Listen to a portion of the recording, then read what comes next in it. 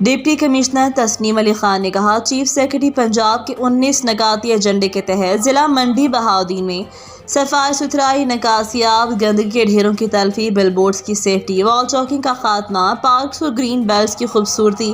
اور صفائی ستھرائی، بجلی کی لٹکی تاروں، خراب پولز اور اسٹریٹ لائٹس کی مرمت و بحالی اور تجاوزات کا خاتمہ، اسموک کھلے میں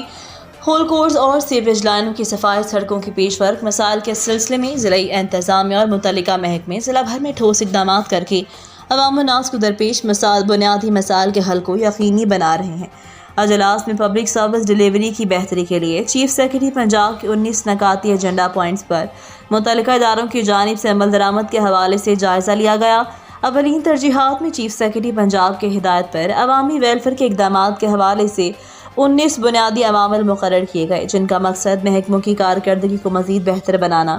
عوامی مسائل کو ترجیحی بنیادوں پر حل کرنا ہے۔ انہوں نے کہا، عوامی مسائل اور شکایات کے ازالے کے لیے تمام ممکنہ اقدامات اور وسائل بروئے کار لائے جا رہے ہیں۔ اس سلسلے میں متعلقہ محکمے کی کارکردگی کی بھی مسلسل مانیٹرنگ کی جا رہی ہے۔ اس بات کو یقینی بنائیں کہ شہریوں کو سروسز کے حوالے سے کسی قسم کی کوئی دقت پیش نہ آئے، نہ ہی ان کی کوئی شکایت زیر التوا رہے، اور عوام الناس کی طرف سے جن امورز کی نشاندہی کی جائے ان کو فوری حل کیا جائے۔ مزید ان کا کہنا تھا، تمام محکمے 19 نکاتی ایجنڈے کو مد نظر رکھتے ہوئے اپنی کارروائیوں کا ڈیٹا جلد از جلد ڈی سی آفس میں جمع کروائیں۔